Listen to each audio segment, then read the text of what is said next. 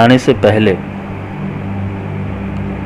कोई भी उपासना करने से पहले, या तो परमात्मा जो चीज़ है या तो परमात्मा जो सत्ता है उसको समझने हेतु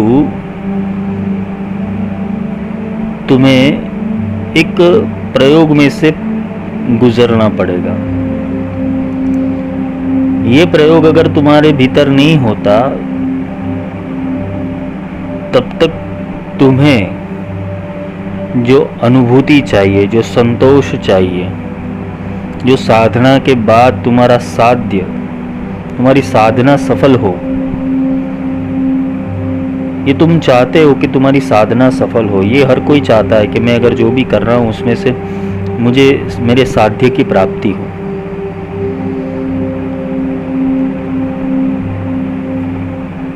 बहुत सारे मतांतर है, संप्रदाय है, बहुत सारे प्रकार के गुरु है, बहुत सारे प्रकार की दीक्षाएं होती है। सबको अगर मिला के देखने जाए तो तुम्हें टीचर की आवश्यकता, एक शिक्षक की आवश्यकता वो बचपन से थी। तुम जब पैदा हुए तो पहली शिक्षक तुम्हारी माँ बनी।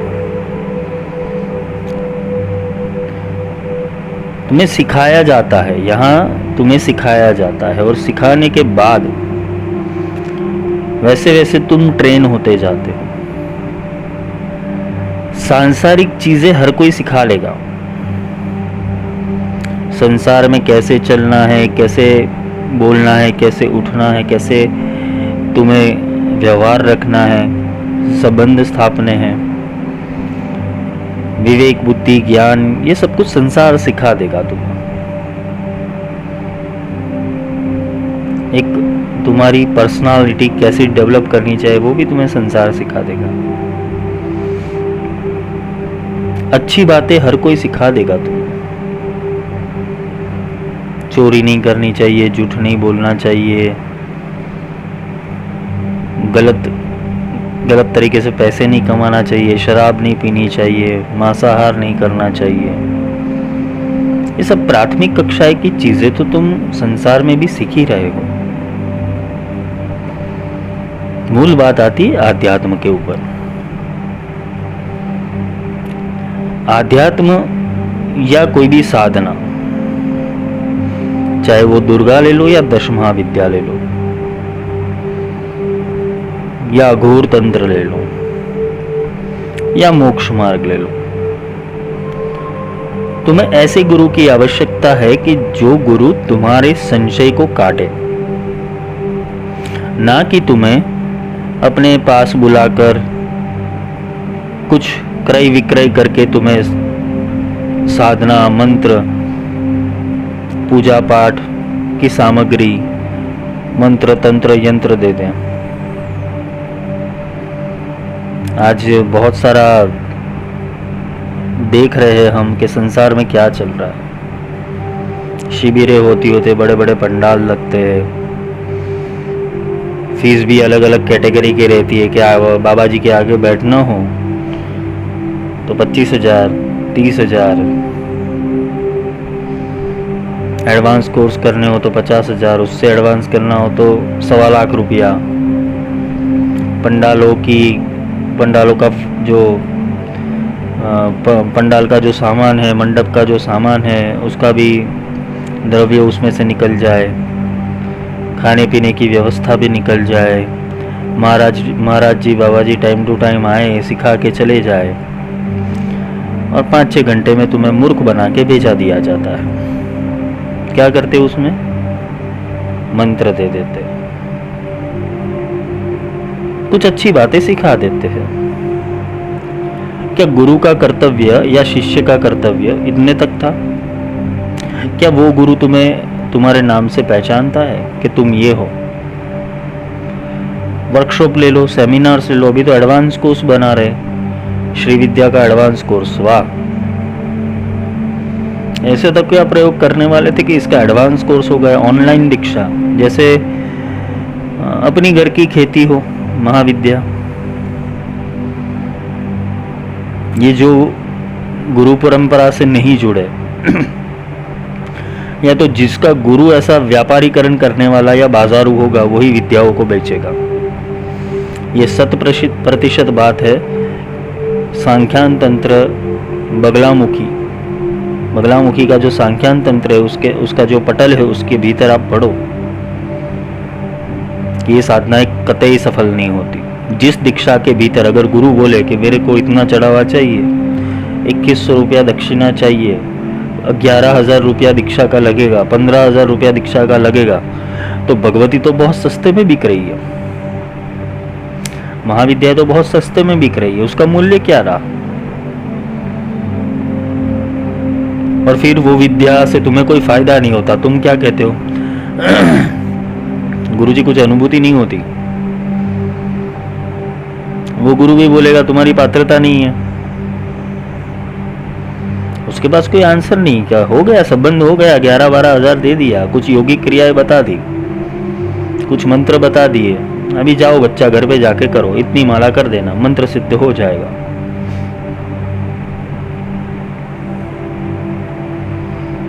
ना देवी की पहचान करवाई, ना देवी के क्या गुण है, क्या भाव है वो सिखाया, देवी का प्रागट्य कैसे होता है, उसका ध्यान कैसे लगाते वो नहीं सिखाया,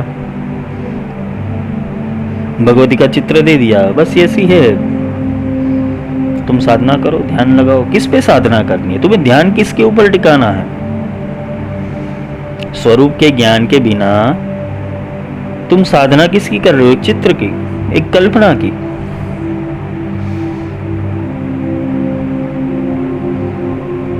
बगलामुखी की फोटो ले आए, मूर्ति ले आए, श्री विद्या की मूर्ति ले आए, लक्ष्मी जी की मूर्ति ले आए, काली जी का विग्रह ले आए, श्री यंत्र की स्थापना कर दी, घर में आरती, धूप, अगरबत्ती सब चालू, अभिषेक चालू। तो गुरु का कर्तव्य ये होता है कि तुम्हें मूल तक ले जाए। यहां सब ज्ञानी है। पृथ्वी के ऊपर सबसे अगर बुद्धिमान कोई प्राणी है वो मनुष्य ही है।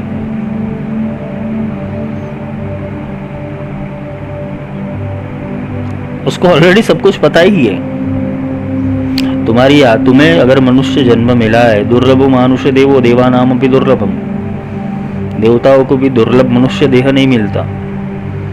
तो जब तुम्हें अपने मनुष्य अवतार में तुम आए, मनुष्य जन्म में आए, तो तुम ऑलरेडी बहुत सारे जंजाल और बहुत सारे चीजों को काट के यहां पहुंचे हो। तुम देव हो।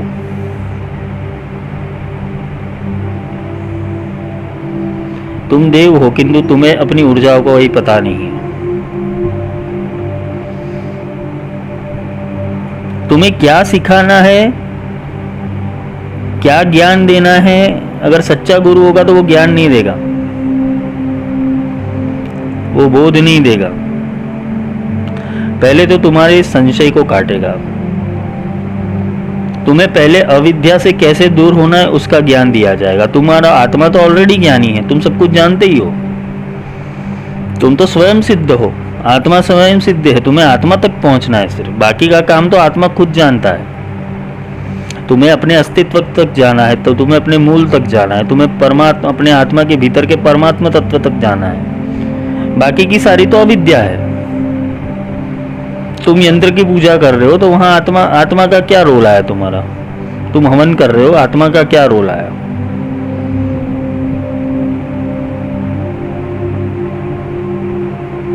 ये सब आत्माओं को, ये क्रिया है, ध्यान लगाने की कुछ ना कुछ क्रिया है।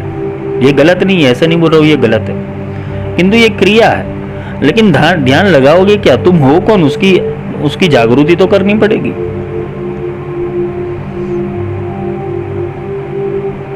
तुम कौन हो? तुम्हारे भीतर कौन बैठा हुआ है? तुम्हारे भीतर कितने संजीव कुमार के रोल चल रहे हैं, वो तो तुम्हें देखना पड़ेगा ना। एक तुम्हारे भीतर आत्मा रहता है, दूसरा रहता है मन, तीसरा रहता है साक्षी, चौथा रहता है दृष्टा। तुम 4 in 1 हो।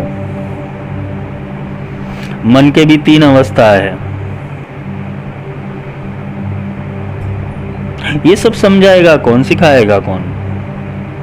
तुम क्या करते हो, जाते हो, अरे 2100 रुपये में दीक्षा मिल रही है, वाह, ऑनलाइन फीस भर दी, वो बाबा को बोल दिया हेलो बाबा, बोलेगा हाय बच्चा, बेटा ट्रांसफर कर दे 2100 रुपये में तुझे दीक्षा दे देता हूँ। बाबा जी क्या करोगे दीक्षा में?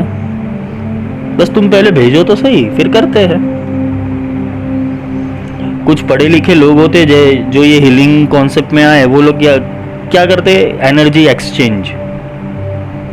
अच्छा तू इतना बड़ा हो गया कि तू एनर्जी को एक्सचेंज कर रहा है, सिखाने के पैसे ले रहा है। कुछ ज्ञान क्या मिला, कुछ सिद्धियां क्या हासिल कर दी, कुछ टेक्निक क्या जान ली, तुम उसका क्रय विक्रय करने लगे।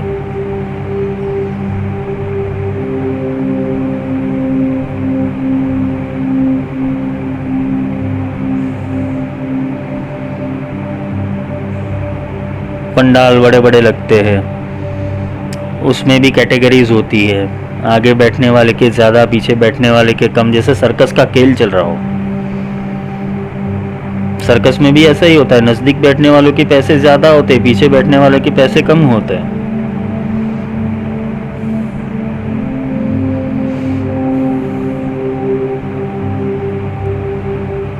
बाबा जी को करीब से देखिए, क्या करेगा बाबा जी को, वो भी समझ रहा है कि मैं उल्लू बना रहा हूँ तुम लोगों को। तुम्हारा आत्मा को पूछोगे, आत्मा भी बोलेगा साला उल्लू ही बन रहे हैं हम लोग। लेकिन एक सोफिस्टिकेटेड लाइफ जीनी है, कुछ सीखना है, तुम्हें जिज्ञासा है, तुम जिज्ञासावश ये सारी चीजों के पीछे घूमते रहते हो, और अंत में क्या प्राप्त करते हो? बस बाबा जी ने मंत्र दिया, घर में जाके रोज 1 घंटा मंत्र करता हूँ, अनुभूति क्या मिली? कुछ नहीं। अच्छा बाबा जी को तेरा नाम पता है? नहीं पता, नहीं पता। तो गुरु और शिष्य का संबंध क्या रहेगा? ये तो पर्सनल संबंध है। जब तक तुम अपने गुरु को पूर्ण रूप से नहीं पहचानते और तुम्हारा गुरु तुम्हें पूर्ण रूप से नहीं पहचानता, तब तक संबंध कैसे बना? तुम लड़की देखने जाते हो तो कितना आगे पीछे सब कुछ देखते हो। शादी करनी होती है अरेंज मैरिज के अंदर तो लड़की का पूरा बैकग्राउंड चेक कर लेते हो, लव मैरिज की बात अलग है। तुम सब्जी खरीदने जाते हो तो सब्जी को भी आगे पीछे ऊपर नीचे सब जगह से देखते हो कि कुछ गलत ना आ जाए। मॉल में 2 घंटे विंडो शॉपिंग करने के बाद एक टी शर्ट लेते हो, और जब गुरु चयन करना हो तो गुरु के विषय में किसी ने पढ़ाया ही नहीं ना। आजकल की गुरु का मेथड क्या हो गया है? वेशभूषा कायम करे, मन से रहे अड़ी। वेशभूषा में मानेगा, मन से रहे अड़ी, जैसे मैं सर्वस्व हूं, मैं सब कुछ हूं। अहंकार एक मार्केटिंग स्ट्रेटेजी दिख रही है, ये सारी चीज पैसे कमाने की, धन कमाने की। भगवती को दाव पे लगा दिया और धन कमाया।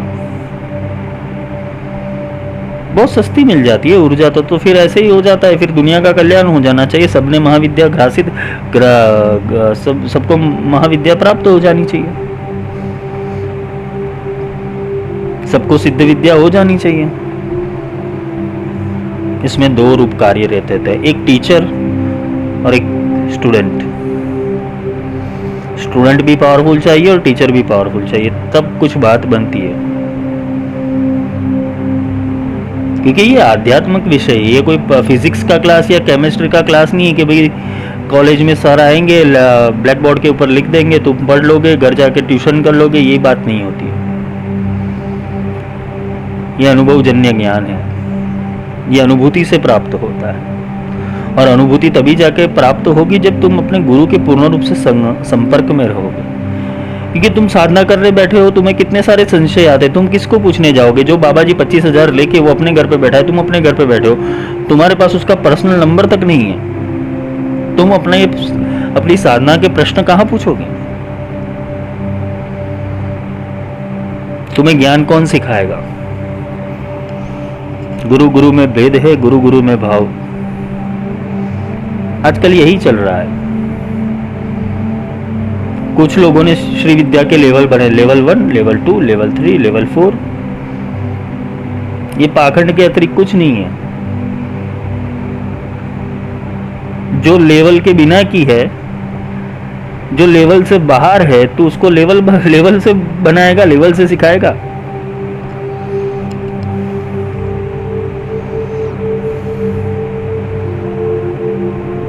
कुंडलिनी ध्यान, चक्र ध्यान, किसी को कुछ पता नहीं, लगे पड़े हुए हैं। एक अंधा दूसरे अंधे के पीछे खड़ा है, दूसरा तीसरे के पीछे खड़ा है, तीसरा चौथे के पीछे खड़ा है, एक के पीछे दो, दो के पीछे तीन, तीन के पीछे छः, छः के पीछे 12, चलता रहता है। मास हिप्नोसिस हम बोलते हैं इसे। मार्केट में कुछ नया है ना, तो टोटली ऐसे फ्लिक हो जाता है, ये कुछ नया दिख रहा है, अरे वही कॉन्सेप्ट है, कुछ नहीं।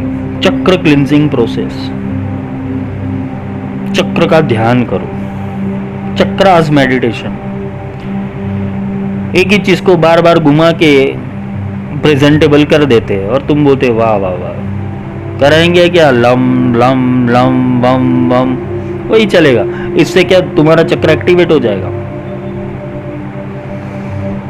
आंखें बंद करके मुंगेरी लाल के हसीन सपने, फिर वो क्या करेगी, ध्यान लगाओ, किधर, मूलाधार के ऊपर ध्यान लगाओ, लम लम लम लम बोलते जाओ, तुम्हारे चक्र क्लिंजिंग होते जाएंगे। अरे वाह, ऐसा होता तो देखना ही क्या।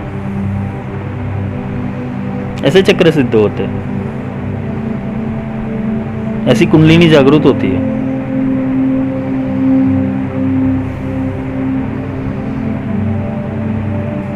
यही सब चल रहा है और यही तुम सीख रहे हो।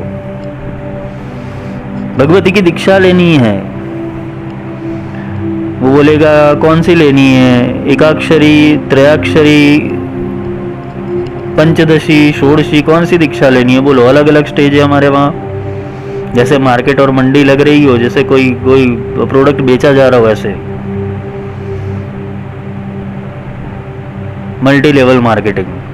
पहले इससे शुरुआत करो। साधना में भी ऐसा ही है, लेवल 1, लेवल 2, लेवल 3 होता रहता है, और वो भी मुंगेरी लाल चलता रहता है,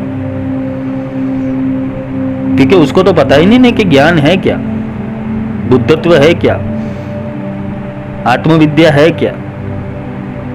क्रियाओं में रस, इंटरेस्ट ज्यादा हो गया है लोगों का। मैं कुछ कर लूं, प्राप्त कर लूं, क्या करेगा प्राप्त करके? क्या बनना क्या है वो तो पहले डिसाइड कर। क्या करना है, क्यों करनी है महाविद्या, क्यों करनी है साधना, पहले अपने आप से पूछो क्या प्राप्त करना चाहते हो। बोले सक्सेस, अच्छा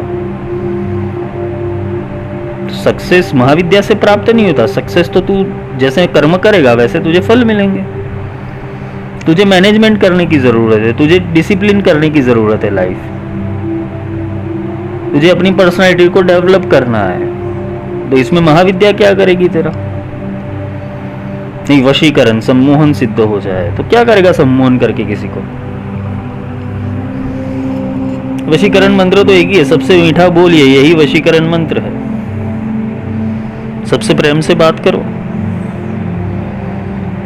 शांत हो जाओ, बुद्ध हो जाओ, पहले सुनो फिर सुनाओ। हम सुनते ज्यादा है, सुनते कम है, सुनाते ज्यादा है।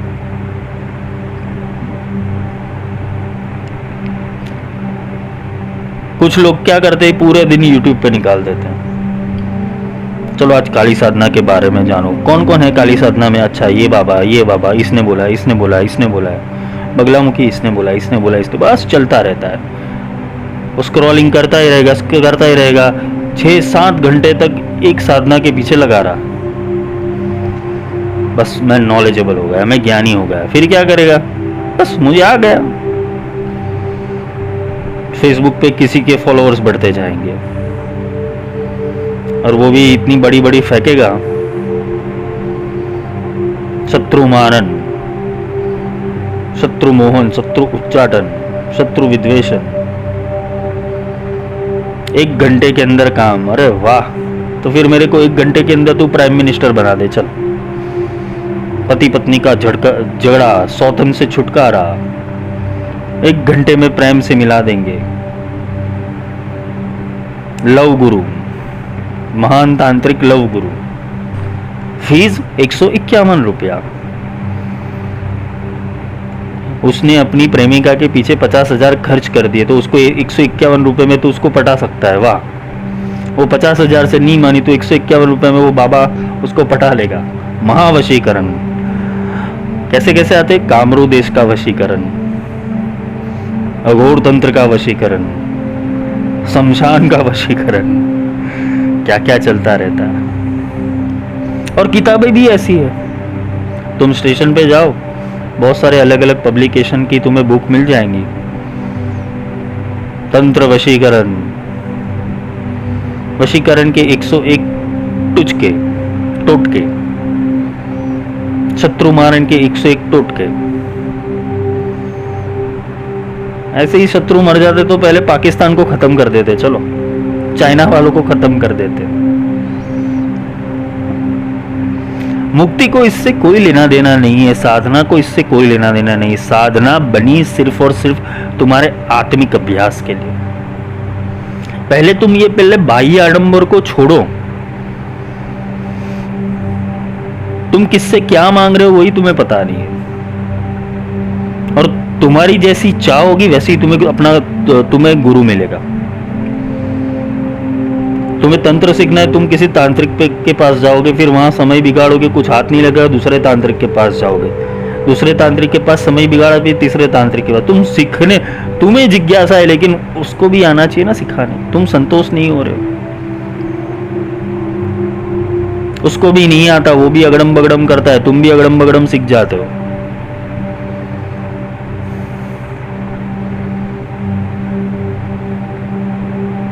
बाबा जी कुछ सिखा दो।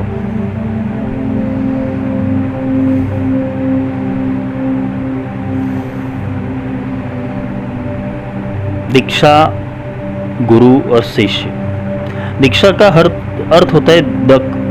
दक धातु से दीक्षा का नाम लिखा हुआ है। जो दीक्षा वर्ड है वो दक से। दक का अर्थ है देखना, देखना, देखने की शक्ति देना। शक्तिपात का अर्थ ही है कि तुम्हारी दृष्टि को बदलना, तुम्हारी बुद्धि को बदलना, तुम्हारे संशय को काटना, तुम्हारी अंधश्रद्धा और अविद्या को दूर करना। जब तक अविद्या और संशय है तब तक तुम साधना में प्रगति कर ही नहीं सकते। जब तक तुम्हें पूर्ण ज्ञान ही नहीं है किसी चीज का तो तुम साधना कर ही नहीं सकते। तुम ज्ञानी हो किंतु अज्ञान बहुत सारा ज्यादा तुम्हारे ऊपर पड़ा हुआ है, वो अज्ञान को हटाना वो गुरु का कार्य है।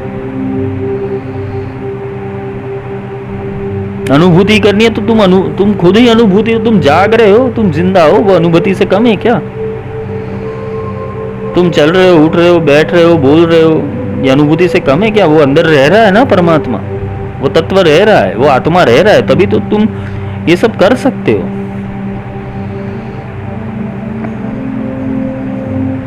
तुम सांस अपने आप नहीं ले रहे हो, वो ले रहा है तो सांस अंदर आ रही है।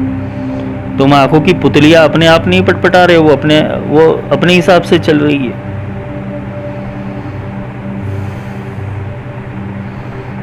जिसको अंदर ढूंढना है तुम उसे ढूंढ रहे हो बाहर। जिसको प्राप्त भीतर रूप से करना है तुम उसे प्राप्त बाह्य रूप से करना चाहते हो।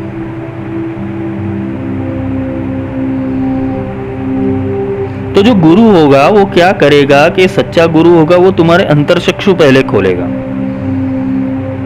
अंतरचक्षु खोलने हेतु पहले तो तुम्हारे संशय को दूर करना जरूरी है, तुम्हारी शंकाओं को काटना जरूरी है, तुम्हारी अविद्या को काटना जरूरी है।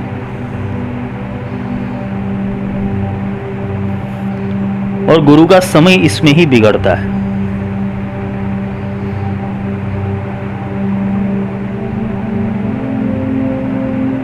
गुरु जी अनुभूति करवा दो, गुरु जी साक्षात्कार करवा दो। अरे तू साक्षात आकार ही तो है। गुरु नारायण है, तू नर है। गुरु शिव है तो तू जीव है। दोनों में कोई अंतर ही नहीं है, बस वो अज्ञान को दूर करके बैठे हुए हैं। जो तुम्हारे भीतर है उसको प्राप्त करना है, बस और कुछ नहीं करना है। कितनी एक्सरसाइज करोगे? जीवन कम है।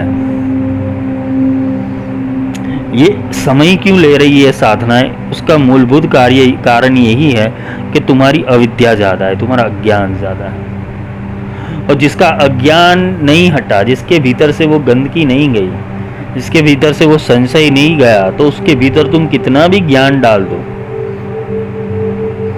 वो चढ़ेगा नहीं। तो पात्रता किसे कहते? पात्रता उसे कहते कि जो गुरु बोलते उस हिसाब से चलना। ध्यान मूलम गुरुर्मूर्ति, पूजा मूलम गुरुपदम, मंत्र मूलम गुरुर्वाक्य, मोक्ष मूलम गुरु कृपा। तो ध्यान क्या है? ध्यान किसके ऊपर करना है? जो गुरु तुम्हें वचन दे रहा है, गुरु जो तुम्हें सिखा रहा है, जो नियम बता रहा है, उसके ऊपर तुम चलो। और वो अंदर भीतर की जो तुम्हारी मूर्ति है उसको बनाएंगे गुरु धीरे धीरे करके।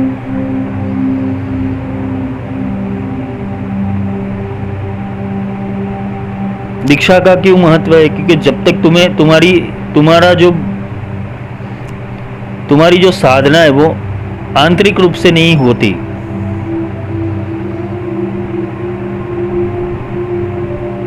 क्योंकि तुम साधना कर रहे हो बाह्य रूप से। कोई भी साधना कैसे करेगा? वो बाह्य रूप से करेगा, वो चैंटिंग करेगा।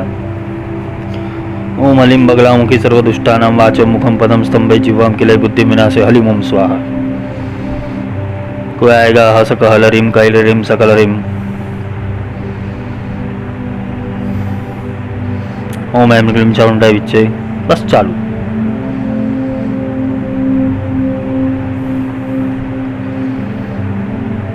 साधना में कैसे बैठा जाता है?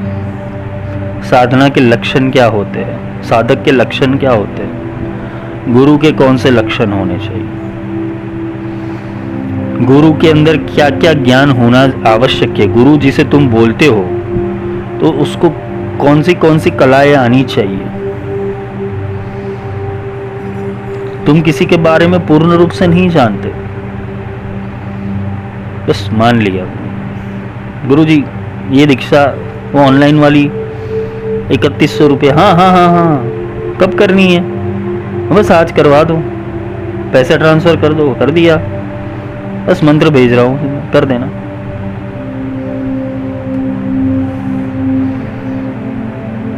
टीवी में ऐड आती है धन रक्षा कुबेर यंत्र,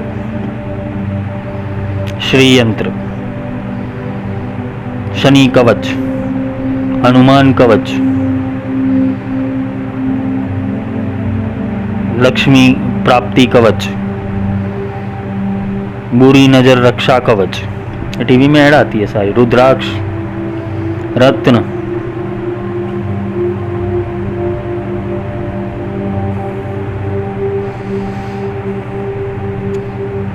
वो जो श्री यंत्र बनाते टीवी वाले, या तो जो कोई टीवी में ऐड आता है जो चीज़ बनाते, उसकी ऑथेंटिसिटी कितनी है? वो तो सर्टिफिकेट तो हर कोई बना लेता है, उसमें कोई बड़ी बात नहीं है। उसकी ऑथेंटिसिटी कितनी? अरे सबसे बड़ा यंत्र तो तू खुद है। तू जैविक यंत्र है और वो नाशवंत यंत्र है। तू उसको जागरूक करना चाहता है।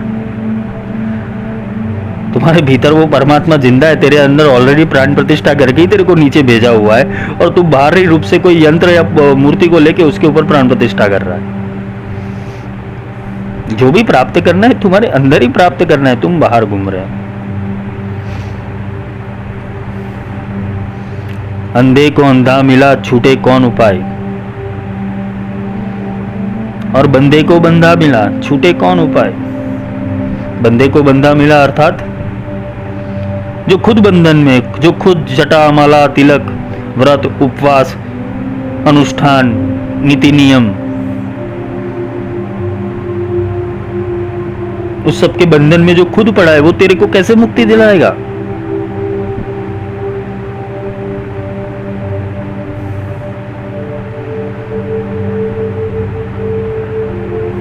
बंदे को बंधा मिला, छोटे कौन उपाय।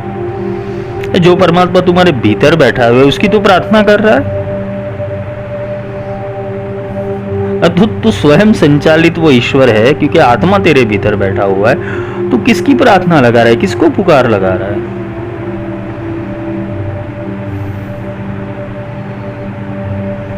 भगवान ने तुम्हें सब कुछ दे दिया है।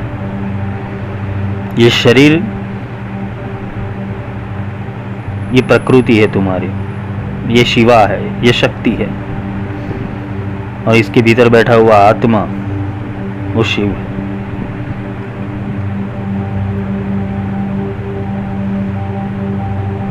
पिंडेसो ब्रह्मांड, ये गुरु सिखाते हैं। दीक्षा का अर्थ यही है कि तुम्हारी दिशा बदलना, तुम्हें देखने की कला सिखाना, तुम्हारी सोच को अपग्रेड करना। दत्तात्रेय और परशुराम ने पूरा जीवन निकाल दिया श्री विद्या सीखने के अंदर, और ये जो बाबा जी लोग हैं वो 5 घंटे के शिविर के अंदर पूरी श्री विद्या सिखा रहे हैं 5 दिन के अंदर। वाह, तुम संसारी हो, तुम्हें सीखने की क्या जरूरत है, बस इतने मंत्र कर लो। हाँ तो संसारी है तो क्या हुआ, हमें भी मोक्ष चाहिए, तो कैसे मिलेगा। बाबा जी सत्संग करते ना, बाबा जी के सत्संग सुनो, तो सत्संग में क्या करते सत्संग में क्या, बेटा अच्छे विचार करो, पॉजिटिव थिंकिंग करो, अच्छा बोलो, प्रेम से बोलो, माता पिता को वंदन करो। ये सब नॉर्मल क्रिया है। हाँ, सत्संग में यही होता है। सत्संग में सत्य का संग नहीं होता है, सत्संग में क्या होता है, नॉर्मल थिंकिंग जो डिसिप्लिन वाली होती है। बाबा जी सिखाते हैं कि भैया दारू मत पियो, मांसाहार मत करो, लेकिन इतनी जाओ जलाली बाबा जी की होती है, सब चलता है। किसके पत्ते क्या खोले, सब अपनी अपनी जगह सही है। ऐसे मूर्ख शिष्य मिल जाए जो पैसा देके भगवती को लेने के लिए आए हो, तो बाबा जी को भी क्या चाहिए, चलो ठीक है।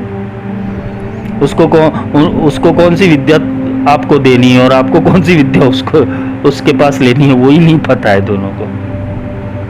ये शिविर सेमिनार वाले का तो बहुत बड़ा क्रम चल रहा है। अभी 2 दिन से तो मेरा मगज खराब हो गया, मेरा दिमाग खराब हो गया है कि साला ये चल क्या रहा है दुनिया के अंदर। ऑनलाइन दीक्षा, एनर्जी एक्सचेंज, नाम तो देखो, एनर्जी एक्सचेंज, सही बात है। कहता भी दीवाना, सुनता भी दीवाना। कुछ हिंदूवादी जो संगठन है या तो कोई जो अपने धर्म के प्रति जो, आज सही बात है कि हिंदू धर्म को एक साथ झूठ करना वो बहुत बड़ी चीज है कि हिंदुओं को एकत्र करना। हिंदू का बंटवारा इसी कारण से हो रहा है, अज्ञान के कारण से। हिंदू को संचालित करने वाला कोई नहीं है, हिंदू को अपना धर्म सिखाने वाला, अपना तंत्र सिखाने वाला, हिंदू को अपना अभ्युदय कराने वाला कोई नहीं है। हिंदू के बच्चे को गायत्री मंत्र और हनुमान चालीसा दोनों आते हैं, वो तो अच्छा है, चलो इतना तो किया, पर उसका अर्थ ही नहीं पता है। हमारा धर्म ये कि हमें सिखाता है कि ये करो, पर क्यों करना चाहिए वो नहीं सिखा रहे।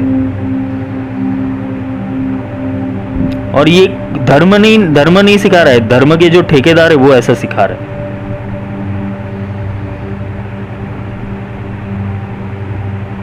जिसको एसी वाली गाड़ियों में घूमना हो, बड़े बड़े मंच के ऊपर जाके प्रवचन देने हो और अपनी वाहवाही करवानी हो ईश्वर के नाम के ऊपर, तो उनके लिए है क्या, छोटी सी बात, एक प्रेजेंटेशन है ये।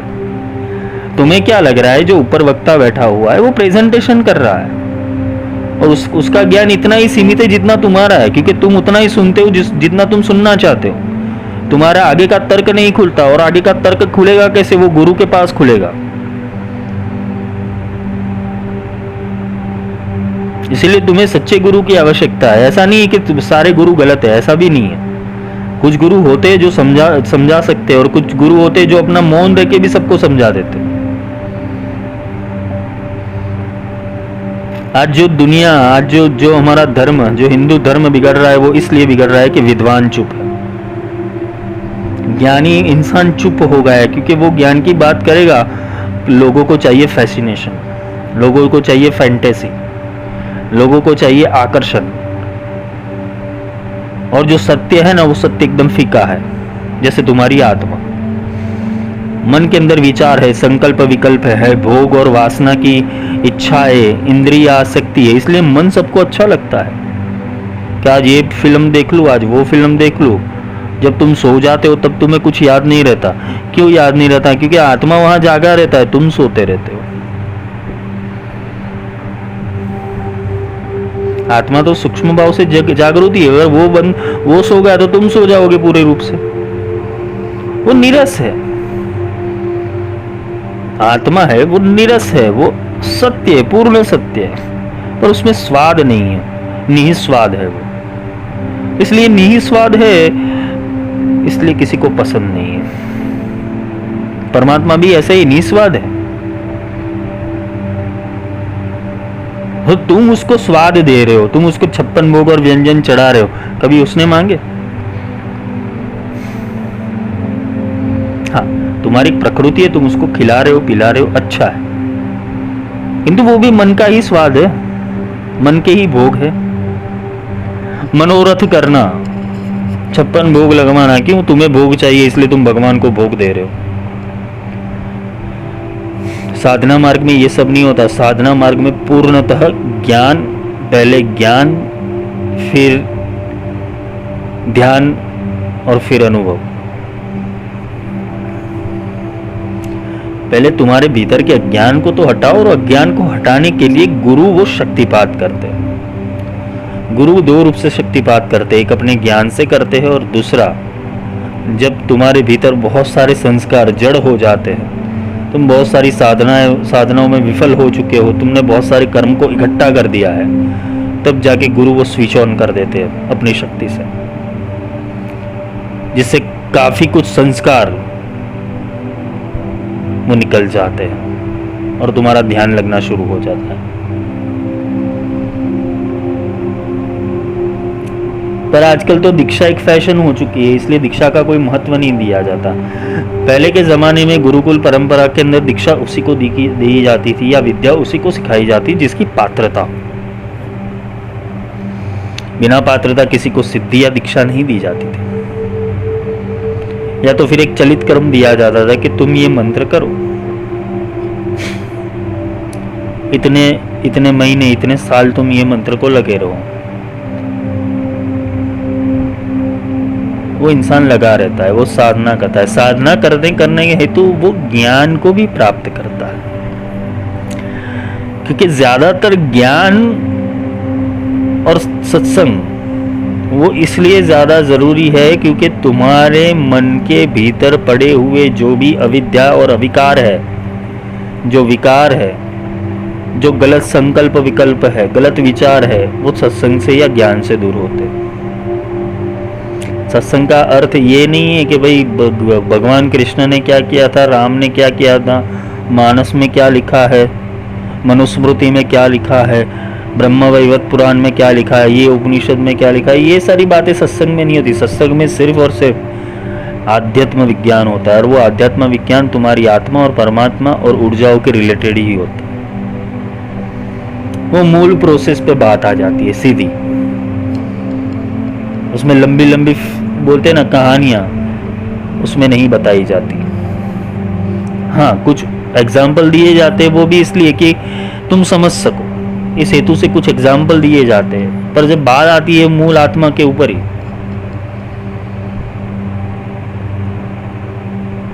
जो दीक्षा प्रोसेस है वो सीधा ही तुम्हारे संस्कारों को काटती है।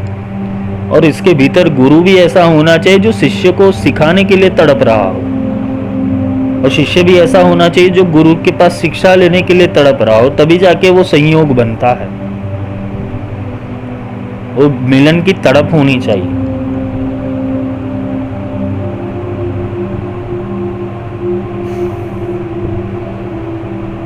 क्योंकि गुरु वो तुम्हारे भीतर के अज्ञान को हटाएगा और उसके भीतर वो ज्ञान का दिया प्रागट्य करेगा।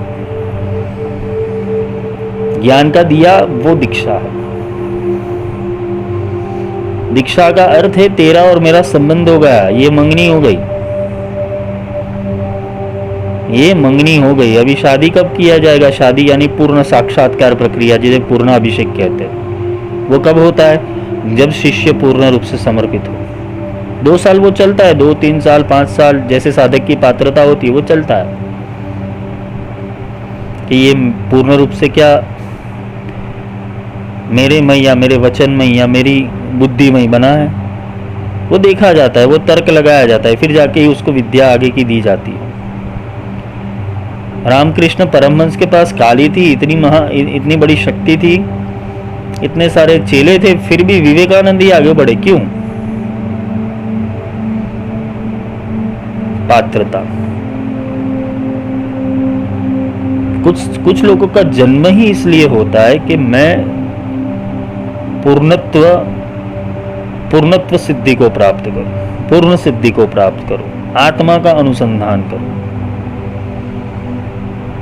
यहाँ कोई आत्मा का अनुसंधान करने नहीं बैठा, यहाँ सिर्फ क्या है कि वही दीक्षा मिलती है, मैं मंत्र करूंगा, कुछ मेरे को फल मिल जाएगा, मेरी आधी व्याधि उपाधि निकल जाएगी। ये अंधश्रद्धा है और कुछ नहीं है। तुम भी पैसे बिगाड़ रहे हो, वो भी पैसे कमा रहा है और कुछ नहीं है। मेरा जैसा मूर्खी होता है जो मुफ्त में ये सारी क्रियाएं समझाता है या सिखाता है। मैंने तो अभी कुछ सिखाया नहीं, मेरे को सिखाना भी नहीं है, सिर्फ पात्रता होगी उसको सिखाऊंगा आगे। मैं समझा रहा हूं सिर्फ कि ये परंपरा नहीं है, ये भारतीय परंपरा नहीं है, हिंदू शास्त्र की परंपरा नहीं है, ये आदि परंपरा नहीं है जो चल रहा है अभी। इसलिए हिंदू धर्म का नाम भी इसलिए बिगड़ रहा है कि ऐसे फालतू लोग बाजार में खड़े हो गए जो ऐसी सिद्ध विद्या महाविद्याओं का प्रदर्शन कर रहे हैं लोगों के सामने। आश्रम में आ जाओ, आश्रम का हम लोग डोनेशन लेते हैं, सेवा लेते हैं और कुछ नहीं। कितना बाबा जी डोनेशन लेते हैं? हाँ, तकरीबन एक दिन का 1500 चार्ज करते हैं, जैसे होटल हो। हाँ, कुछ रहने की सुविधा वो करनी पड़े ना। फिर क्या किया जाता है? तैयार किया जाता है, प्रलोभन दिए जाते हैं, कुछ एक्स्ट्रा नॉलेज वाले, पर्सनालिटी वाले लोग तुम्हारे सामने आते हैं जो देखने में भी एकदम अच्छे हो, बात करने में भी अच्छे हो और तुम्हें समझाते हैं जैसे अपने प्रोडक्ट को कैसे लॉन्च करना है आगे। अच्छे अच्छे मॉडल्स आते हैं, वैसे ही आश्रमों के अंदर मॉडल्स आते हैं। ये शिविर का जो डेकोरेशन करते हैं या तो जो शिविर का इवेंट मैनेजमेंट करते हैं, तो ऐसे लोग आते हैं, फिर समझाते हैं बाबा जी तो ऐसे, बाबा जी वैसे, बाबा जी के साथ में इतने साल रहा था, फिर मैंने इसको ऐसे किया था, उन्होंने मेरे को ऐसे किया था और मेरे को वो बोध प्राप्त हो गया। तुम सुन लोगे, तुम्हें भी आनंद आ जाएगा और तुम्हें भी आनंद आके क्या करोगे? हाँ हाँ यार, इसको हो सकता है तो मैं भी हो सकता हूँ। और इसके अंदर कामी भी जुड़ेगा, क्रोधी भी जुड़ेगा, लोभी भी जुड़ेगा, लालची भी जुड़ेगा। सब अपने अपने स्वाद अनुसार जुड़ते चले जाएंगे। कुछ लोगों को ऐसे शिविर में इसलिए भी जाना होता है कि अपना बिजनेस बड़ा करना है, कुछ कॉन्टेक्ट बढ़ जाए, कुछ ज्ञान का आदान प्रदान हो जाए। स्वार्थ निकलने हेतु भी लोग शिविर में जाते हैं। और बाबा जी को क्या है? बाबा जी को तो पैसा मिल रहा है। सत्संगी आदि घड़ी सुमिरन वर्ष हजार, एक घड़ी आदि में पुनियाद, कबीर सत्संग साधु का कटे कोटि अपराध।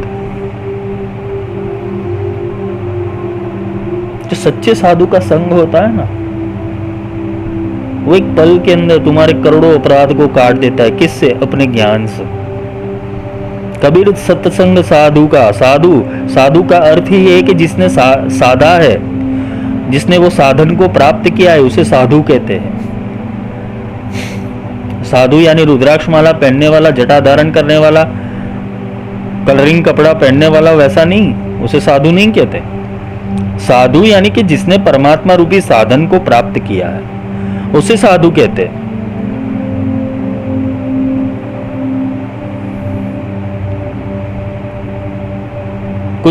कुछ सिद्ध पुरुष ने एक बहुत अच्छी सिद्धि प्राप्त की होती है जिसे बोलते हैं मौन। अगर कुछ प्रश्न का जवाब नहीं आता है तो वो मौन हो जाते हैं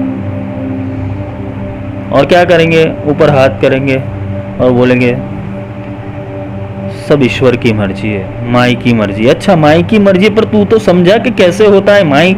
मेरे को प्रत्यक्ष अगर माई मिल जाती, भगवती मिल जाती, तो मैं उससे नहीं संवाद कर लेता। तुझे क्यों बिठाया है? मेरे प्रश्नों का हल दे।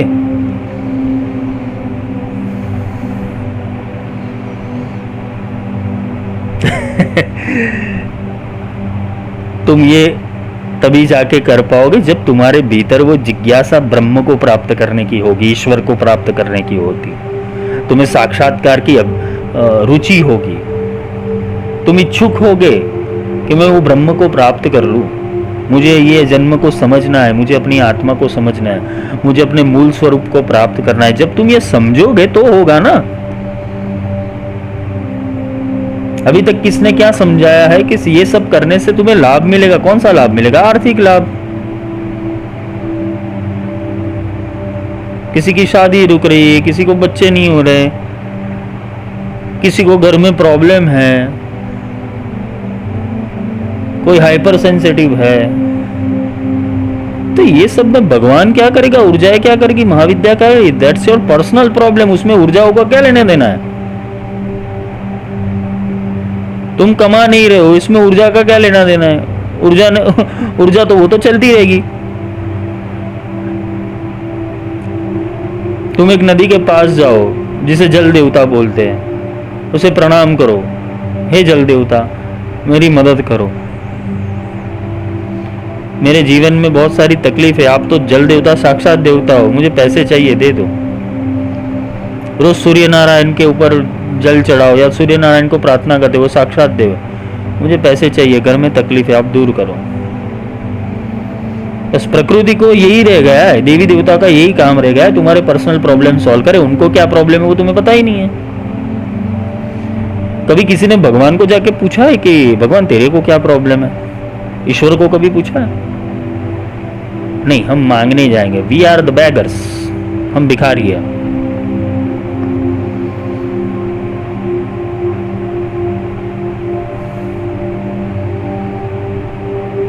भगवान को कभी पूछा भगवान तेरे को क्या प्रॉब्लम है? अच्छा, देवी के पास जाते हो, माँ के पास जाते हो, तो कभी क्या कोई बच्चा अपनी माँ से नहीं पूछ सकता माँ तेरे को क्या प्रॉब्लम है, तेरी क्या इच्छा है?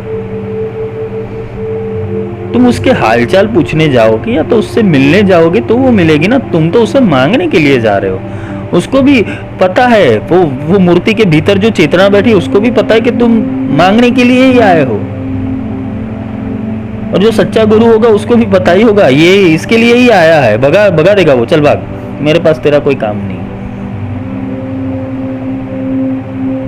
ज्ञान की बात करनी है तो ठीक है, तेरी जिज्ञासा है, तेरी साधना कहीं रोकी हुई है तो ठीक है।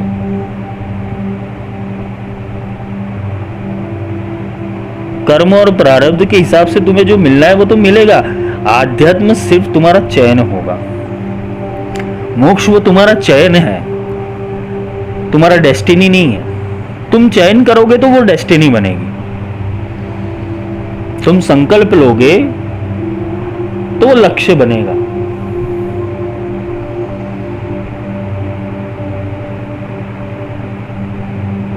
हमें मोक्ष लेके क्या करना है? फिर पृथ्वी के ऊपर इतना सारा जो एडवांस टेक्नोलॉजी आ गई तो उसका क्या होगा? वो तो प्रलय आएगा तो सब चला जाएगा एक दिन के अंदर, कोई टेक्नोलॉजी काम नहीं आएगी। भूकंप को रोकने वाली कोई टेक्नोलॉजी बनी ही नहीं है, बिजली नीचे जब गिरती है तब उसे रोकने वाली कोई टेक्नोलॉजी बनी ही नहीं है, अतिवृष्टि को रोकने वाली कोई टेक्नोलॉजी बनी ही नहीं है, दुष्काल को रोकने वाली कोई टेक्नोलॉजी नहीं बनी है, कोरोना की कोई टेक्नोलॉजी नहीं है अभी तक।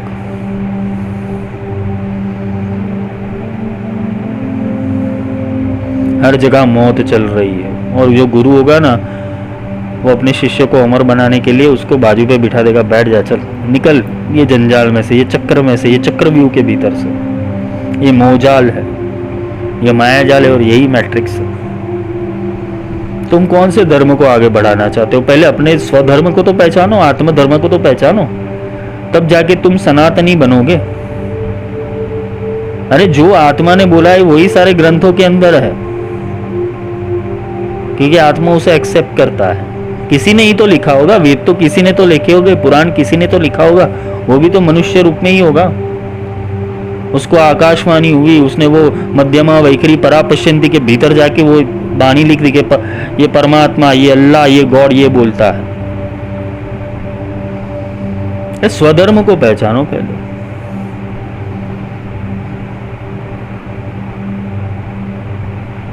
हिंदू धर्म और सनातन परंपरा वो दुनिया की सर्वश्रेष्ठ परंपरा है। बात ये आती है कि इसको चलाने वाले जो इसके ठेकेदार है, कोई तांत्रिक, मांत्रिक, अघोरी, मठाधीश, पीठाधीश, धार्मिक संगठन, संप्रदाय, इस सब लोगों ने काम बिगाड़ दिया है। भगवान के पास, मूर्ति के पास बैठे रहो, जाप करते रहो, पूरी जिंदगी वो माला घुमाता रहेगा और माला घुमाते घुमाते माला भी टूट जाएगी, आसन भी थक जाएगा, तुम्हारी सांस भी, तुम भी चले जाओगे, कुछ भी प्राप्त नहीं होगा। क्या प्राप्त किया? बस मन की शांति। अरे मन की शांति थोड़ी प्राप्त करनी थी। माला तो कर में फिरे, जीभ फिरे, मुखमाई मनुआ तो चहुदिश फिरे, यही तो सुमिरन ना ही। माला कर में घूम रही है, जिह्वा मुख में घूम रही है, मन चहुदिश में फिर रहा है, इसको तुम सुमिरन कहते हो?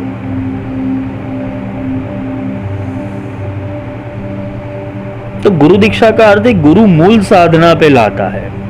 ये सारी ब्रह्मजाल, ये सब जो हार्ड वर्किंग है उससे दूर करवा देता है। तुम्हें तुम्हारे भूखे रहने से भगवान प्रसन्न हो जाए तो फिर देखना ही क्या था। गरीब लोग रोज भूखे मरते हैं, उनका तो रोज उपवास होता है, कितने लोगों का खाना नहीं मिलता, तो भगवान क्या प्रसन्न नहीं हो जाते? उसने भी ये इनके प्रकार से एकादशी तो कर दी, आज एकादशी थी, उसको खाना नहीं मिला, उसकी एकादशी हो गई आज, तो भगवान उसके ऊपर भी प्रसन्न होना चाहिए ना, उसके पाप काटने चाहिए ना। पूनम का व्रत, किसी को भिखारी को बेचारे को खाना नहीं मिला सुबह से, तो उसका भी व्रत हो जाता। अरे कौन सी दुनिया में जी रहे हो तुम? अगर एडवांस हो तो तुम्हारी बुद्धि एडवांस क्यों नहीं बन रही है? तुम वापस उसी अंधश्रद्धाओं में क्यों जा रहे हो?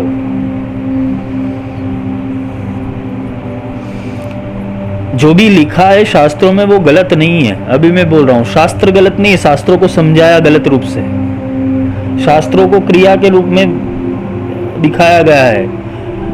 लोग एकादशी कर दिए, वैष्णव लोग होते वो एकादशी करते। एकादशी इसलिए करते हैं क्योंकि एकादशी के दिन वो सूर्य की जो सूर्य का जो अक्षांश रेखांश होता है और उसकी जो किरणें होती है वो पृथ्वी के ऊपर क्रॉस में आती है, जिसे तुम्हारी चय और अपचय क्रिया वो बिगड़ती है। तो इस दिन तुम कम खाओ तो तुम्हारे लिए अच्छा है। और तुम शास्त्रों को देख लो, क्या अलग अलग कहानी बना के ऐसा हुआ है। ये रजस्वला होती है 5 दिन, तो 5 दिन वो जो स्त्री और महिला होती है उनको बोला जाता है कि भाई तुम मंदिर में नहीं जा सकती।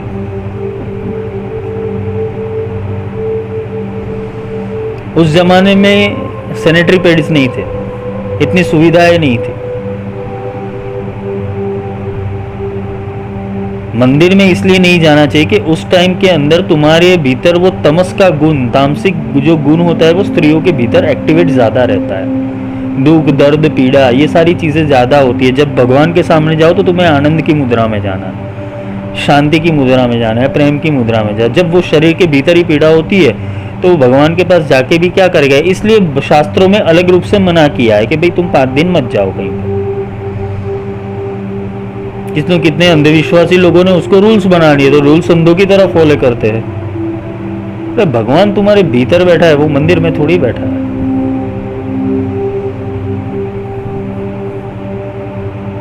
तो ये सारी बात है, तुम्हें अज्ञान से ज्ञान की ओर ले जाना, अंधेरे से रोशनी की ओर ले जाना, आत्मा से परमात्मा तक ले जाना, मनुष्य से ब्रह्म तक ले जाना, ये कार्य गुरु का रहता है। और गुरु जब दीक्षा देता है, गुरु की दीक्षा का अर्थ है गुरु दृष्टि बदल देता है, गुरु सोच बदल देता है, गुरु तुम्हारा विश्वास बदल देता है, गुरु तुम्हारे साधना का अभिगम बदल देता है, तुम्हारे प्राणों को वो तेज कर देता है।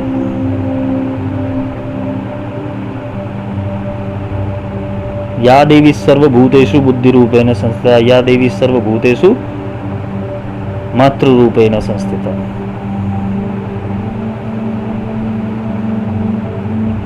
तुम्हें मंत्र उपासना करनी है, साधना करनी है। तुम कवच करने बैठ जाते हो और कवच करने के बाद क्या करते हो? बस मैंने नारायण कवच कर लिया, अब तो मैं अजय हो गया, मैं सुदर्शन कवच कर लिया, मैं अजय हो गया।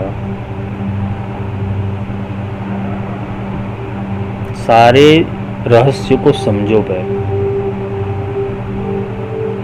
मंत्र क्या है, न्यास क्या है, भूत शुद्धि क्या है, तार कैसे ज्वाइंट किया जाता है, अर्गला किलक क्या है, सिद्ध कुंजिका क्या है, महाविद्या का ध्यान कैसे लगाते हैं, उत्कीलन कैसे करते हैं,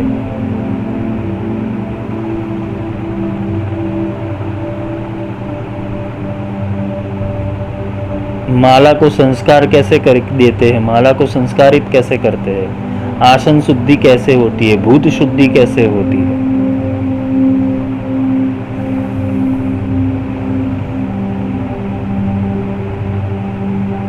ये सब भी गुरु सिखाते हैं, ये डीप विद्या है।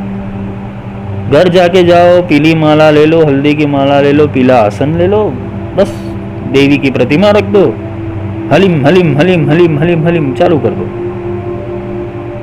चालू कर दो ओम हलिम बगलामुखी, चालू कर दो ऐम क्लीम सोहम, चालू कर दो हस कालरिम कैलरिम सकलरिम, चालू हो जाता है वो। तोता राम नाम रट लेता है, राम नाम लट लेता है, फिर भी राम उसके पास नहीं आता है, क्योंकि वो राम का अर्थ ही नहीं जाता। ऐसे ही हालत सब लोगों की है, और इसी के कारण तुम्हारे भीतर बैठा हुआ जो चैतन्य पुरुष है वो जागरूक नहीं था, क्योंकि जो सच्चा गुरु होता तो सीधा उसके ऊपर ही मार करेगा, अबे ये तो गधों की क्रिया है, छोड़ इसको। माला जटा खूब पहने, पहने न ज्ञान विवेक, आडंबर अति लालसी सिमरे माया अनेक। माला जटा खूब पहनी है, पहने न ज्ञान विवेक, ज्ञान और विवेक धारण नहीं करता। आडंबर अति लालसी, जिसको आडंबर करने में मजा आता है, अति लालसी सिमरे माया अनेक। लालसी वो लालच के कारण उसे आडंबर करना पड़ता है, और वो आडंबर इसलिए करता है सिमरे माया अनेक, वो माया के अनेक रूपों को भोगना चाहता है। ज्यादातर लोगों को क्या होगा कि भी सीधा सीधा बहुत चल लिया। अभी तो यार बाबाओं की जिंदगी मस्त है, देखो बाबाओं की क्या लाइन लगी है, कुछ 2-3 साल प्रैक्टिस कर ली है, इसके भी कोर्स आएंगे भविष्य में, याद रखना। How to become a baba in 11 days, how to become a sanyasi in 11 days, इसके कोर्स आएंगे आगे जाके। हाउ टू बिकम अ सिद्धा इन 11 डेज, तुम्हें कोर्स किया जाएगा, तुम्हारी पर्सनैलिटी ऐसे डेवलप की जाएगी कि तुम एक सिद्ध योगी लगो। ये आने वाले समय में होगा, इसलिए भगवान ने बोला है परित्राणाय साधुनाम विनाशाय च दुष्कृताम धर्म संस्थापनार्थाय संभवामि युगे युगे। साधुता परित्राण हो रही है, कोई साधु परित्राण नहीं हो सकता। जो सच्चा साधु है उसे कोई परित्राण नहीं कर सकता, ये साधुता परित्राण हो रही है। जो आज ढोंगी गुरु पाखंड फैला के बैठे हुए, जो धर्म के नाम के ऊपर हर जगह पाखंड फैलाते, अपनी लालच और अपनी ऐसो याशी इकट्ठी कर रहे, वो तुम्हें क्या मुक्ति देगी? जो खुद बंधा हुआ है, जो गाड़ी में से नीचे पैर नहीं रखता, अपने एसी मठ आश्रम में से बाहर नहीं निकलता, अपना जो उसका शिष्य वो बेचारा एक टाइम भोजन करता है और उसके जीवन में तकलीफ ये है, और वो बाबा जी तो 56 भोग खा ही रहे। परोसने आते लोग, 5-6 शिष्याएं रखते हैं, 5-6 शिष्य रखते हैं, ये चलता रहता है नाटक पूरा। अरे गुरु तो वो होता है जो अपने में से काट के अपने शिष्य को खिलाए। गुरु को ज्ञान से रुचि होती है, गुरु को शिष्य की आध्यात्मिक प्रगति से रुचि होती है। गुरु को अपने ऐशो आराम नहीं भोगनी चाहिए, क्योंकि गुरु का कार्य शिक्षण देना है, शिक्षा देना है, ज्ञान देना है।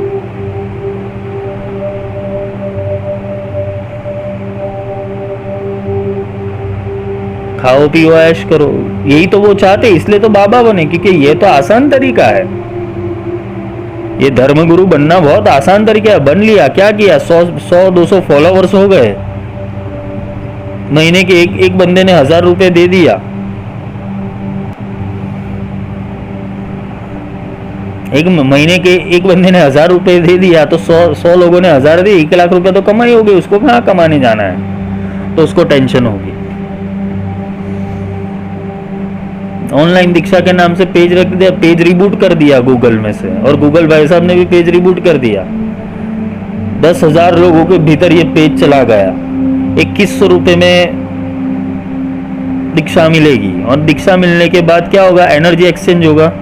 तुम पैसे दो, मैं तुम्हें एनर्जी दूंगा, और फिर क्या होगा कि 100 लोग तो मिलेंगे, 2 लाख की इनकम हो गई, बात खत्म। 20,000 का खर्चा फेसबुक पेज का, उसको रिबूट वो क्या करते हैं, पोस्ट बूस्ट करने का, खत्म, पैसा आ गया। ये तो आसान कमाई है, धर्म के नाम पे या तो ज्ञान के नाम पे, सिद्ध विद्याओं के नाम पे, ये तो आसान कमाई है। 5 स्टार होटल जैसे तो आश्रम बन रहे हैं सब जगह। यहाँ तो भगवान कहाँ है, भक्त कहाँ है, वो गुरु कहाँ है, किसी को कुछ पता ही नहीं है, बस लगे रहे सब। क्योंकि शिष्यों को भी ऐसा गुरु चाहिए जो फैसिलिटी दे। अगर गुरु एसी में रहेगा तो मैं भी एसी में ही रहूंगा ना, मैं गुरु जी के साथ चला जाता हूँ। वो 56 भोग खाएंगे तो उसके आधे भोग तो मेरे को खाने मिलेंगे।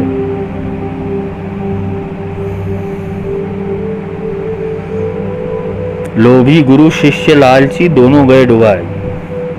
जो लोभी गुरु होगा और जो शिष्य होगा वो लालची होगा, ये दोनों गए, वो दोनों अपनी नैया डुबाने वाले हैं। क्योंकि एक को ऐसा लग रहा है कि मैं इसको मूर्ख बना, और दूसरा बोलता है ये मूर्ख है और मैं इसके पास मूर्ख रूप से ही आ गया हूं। और दोनों मूर्ख अपने अगड़म बगड़म तिगड़म करते रहते हैं। चलो आज गंगा जी नहाना है, आज क्या है, चंद्र ग्रहण है, आज सूर्य ग्रहण है। आज नदी के मध्य में जाके नाभि तक पानी लेके वो सिद्ध मंत्रों का जाप मैं तुम्हें कराऊंगा, इससे तुम्हें सिद्धि की प्राप्ति हो जाएगी। वो भी खुश हो जाएगा, अच्छा तो सिद्धि मिलेगी, चलो गुरुजी के पास चलते। गुरुजी आंखें बंद करके बैठ जाते हैं किनारे के ऊपर और शिष्य को बोलते हैं, जा पानी में उतर, नाभि तक पानी में रख, आंखें बंद कर, और मैं तुझे मंत्र देता हूं, मंत्र का जाप कर नाभि में। नाभि तक पानी है, उसमें नाभि तक पानी है, ऐसे तो अंदर उतर नदी में। वो भी करता रहेगा, फिर बाहर आ जाएगा।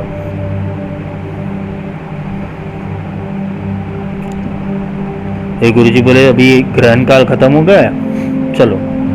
उस शिष्य को भी लगा कि भाई हाँ चलो मेरे को कुछ सिद्धि मिल जाएंगी। फिर वो समय चला जाता है, शिष्य भी नहीं पूछता कि गुरु वो सिद्धि कहाँ गई, और गुरु को भी क्या लेना था, ठीक है चल वो आया था उसको सिखा दिया। ये होती है। तुम सिद्धियों के पीछे मत फिरो, तुम सिद्धियों के पीछे मत भागो, तुम पात्रता बनाओ, सिद्धियां जख मार के तुम्हारे पास आएगी। तुम अपनी पात्रता पूर्ण रूप से बनाओ, और पात्रता बनाने हेतु पहले तो अपने आप को समझो कि तुम हो कौन।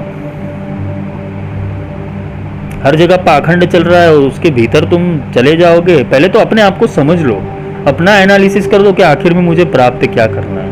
ये सिद्धियाँ, ये अप्सरा, ये किन्नरी, ये गंधर्वी, ये यक्षिणी, ये सब फैंटेसी वर्ल्ड, एक मन के अंदर एक कल्पना है, बहुत अच्छी होगी दिखने में, मैं भी अप्सरा साधना कर लूँ, टाइम बिगाड़ेगा वो। जिस अप्सरा ने विश्वामित्र का तप भंग कर दिया, ये रंभा उर्वशी, और उर्वशी को क्यों भेजा था, रंभा उर्वशी मेनका, इसको क्यों रखा था, ऋषि का तप भंग करने के लिए। कौन सा ऋषि जो ब्रह्म की ओर बढ़ रहा है, और तुम उसकी ही साधना करने जा रहे हो।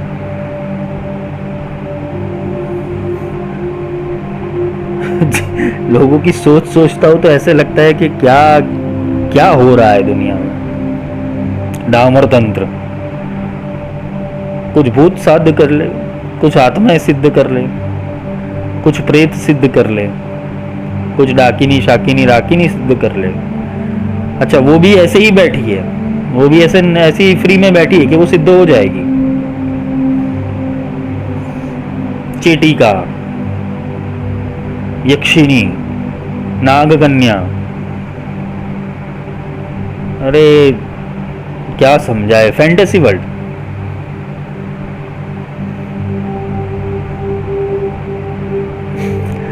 और जो सच्चा गुरु होगा ना, ये सारे द्वंद्वों से तुम्हें मुक्त कर देगा। अरे तू भाई पहले खुद को साधो, ये उल्टा कुआ।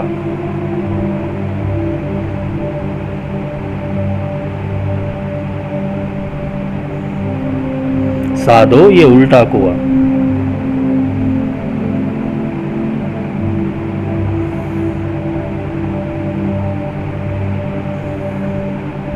जिसका पानी ऊपर है और उसका मुख नीचे है तुम्हारा।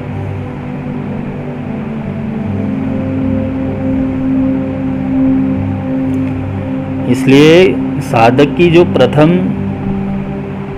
की बहुत सारी श्रेणियां आती है, उसमें प्रथम श्रेणी होती है जिज्ञासु,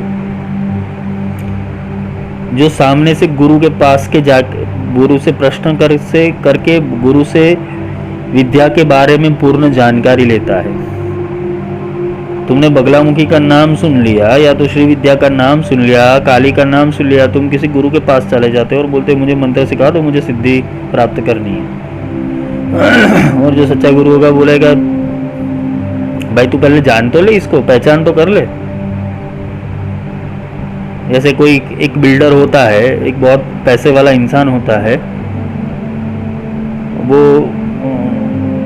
वो तुम्हारे मित्र का मित्र है और तुम अपने मित्र के पास जा रहे हो और मित्र को बोलते हो ये कौन, तो ये वो बहुत पैसे वाला इंसान है, बिल्डर है। तो तुम डायरेक्ट उसको बोलोगे यार मेरे को 5-10 हज़ार रुपये की जरा मदद करते हैं, तुम ऐसे कह सकते हो क्या? पहले से तुम उसको रिलेशनशिप बॉन्ड करो, और रिलेशनशिप बॉन्ड करने के बाद तुम्हारी और उसकी जो वृत्तियां है उसका एकाकार करो। और वृत्तियां एकाकार होने के बाद क्या होगा कि अगर उसे लगेगा सामने से कि तुम मुश्किल में हो, समस्या में हो, तो वो तुम्हारी मदद अनायास कर लेगा। वैसे ही सिद्धियां कार्य करती है। तुम गुरु के पास रहते हो, तुम्हारी और गुरु की वृत्ति एक होती है, तुम्हारी बुद्धि का साम्य रस होता है, तो फिर गुरु कुछ संकल्प कर लेता है तो उसकी सिद्धियां अनायास तुम्हारे भीतर कार्य करने लगती है।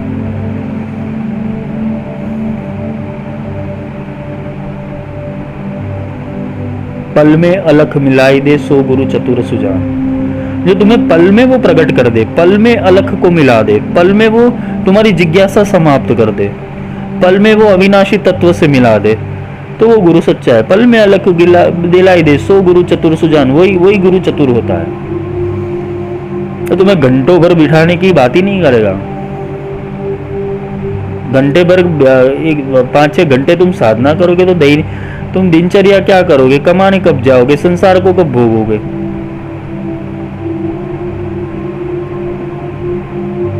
जो सोहला रास्ता है उसको उल्टा कर दिया है, साधो ये उल्टा हुआ।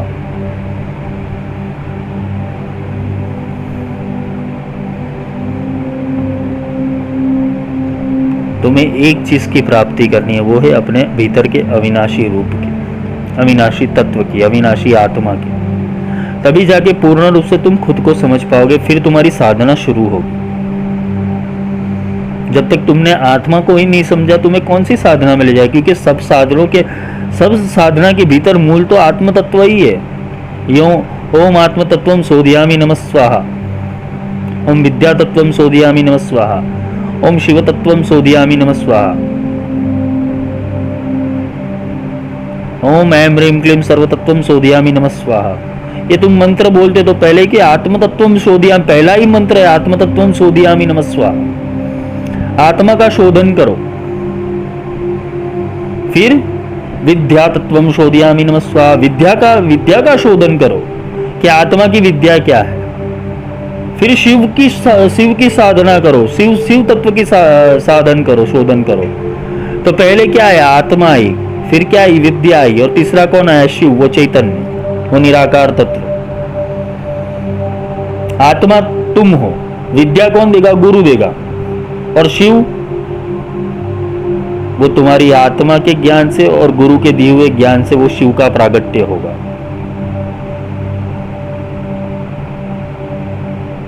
फिर क्या आता है? ओम ऐं ह्रीं क्लीं सर्वतत्वम सोधियामि नमः स्वाहा। जब ये 3 मिल जाते तो सर्वतत्व ऑटोमेटिकली शोधन हो जाते हैं। शिव, विद्या और आत्मा, ये तीनों मिल गए, गुरु, गोविंद और शिष्य, ये त्रिवेणी संगम हो गया तो सब मिल जाएगा। इसलिए बोला गया कि गुरु गोविंद दोनों खड़े, काको लागू पाए, बलिहारी गुरु आपकी जो गोविंद दियो बताए। तो गोविंद के दर्शन कहाँ कराएगा? तुम्हारे भीतर कराएगा, तुम्हारे बाहर तो नहीं कराने वाला वो, क्योंकि वो गोविंद बाहर का विषय है ही नहीं। गो यानी इंद्रिया, गोविंद इंद्रियों का मध्य बिंदु, वो आत्मा, वो साक्षी, उसे गोविंद कहते। गोकुल इंद्रियों का समूह, ब्रज ब्रह्म, ब्रज में रास रमेंगे। अरे रास तो तेरे भीतर चल रहा है, तेरे सहस्त्र दल में जब वो महारास चालू हो जाता है साक्षी का, तो पूरे ब्रह्मांड की ऊर्जा तेरे भीतर चली आती है। लेकिन वो साक्षी अपना रास दिखाएगा किसे? जो भक्त होगा उसे। वहां तो शिव को भी स्त्री बन के जाना पड़ता है वो साक्षी के भीतर। इसका अर्थ क्या है? शिव जी को देखनी थी महारास की लीला, तो शिव क्या है? वो पुरुष, वो ज्ञान का प्रतिनिधित्व करता है। तो ज्ञान नहीं, वो भक्ति से वो साक्षी मिलता है, वो साक्षी का स्पर्श, वो साक्षी की अनुभूति, वो साक्षी का अनुराग, वो परमात्मा की परम साक्षी अवस्था का अनुराग, वो भक्ति रूप से प्राप्त किया जाता है। और जो भक्त होता है उसके ना भीतर ना स्त्री तत्व रहता है ना पुरुष तत्व, यानी कि इसके अंदर ना अहंकार रहता है ना लज्जा होती है,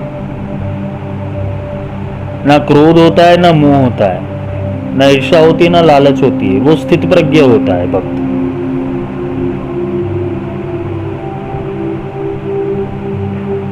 अर्धनारीश्वर प्रोसेस।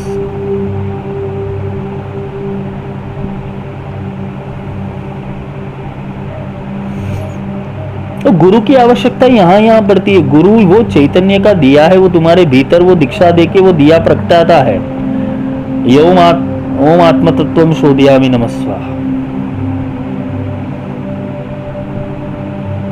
ओम आत्म तत्वम शोधयामि नमः, वो पहले ही तुम्हारे भीतर वो आत्मा का शोधन करने हेतु मंत्र फूकेगा तुम्हें, फिर डालेगा विद्या और फिर मिलाएगा शिव को। तो ये क्रिया है।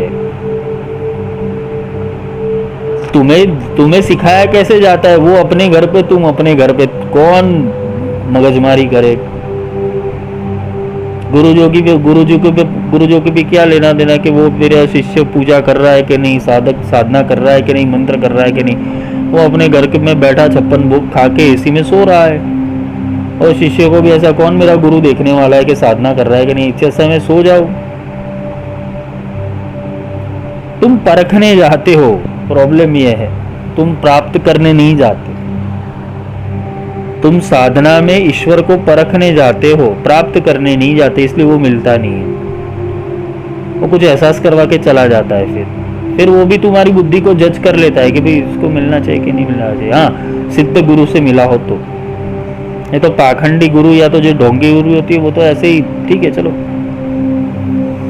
इसलिए ये समझो कि पहले जो सच्चा गुरु होगा, और सच्चे शिष्य का लक्षण क्या है? सच्चे शिष्य का लक्षण है कि वो पूर्ण रूप से पहले अपने अज्ञान को मिटाएगा, अपने संशय को दूर करेगा, अपनी अविद्या को मिटाएगा।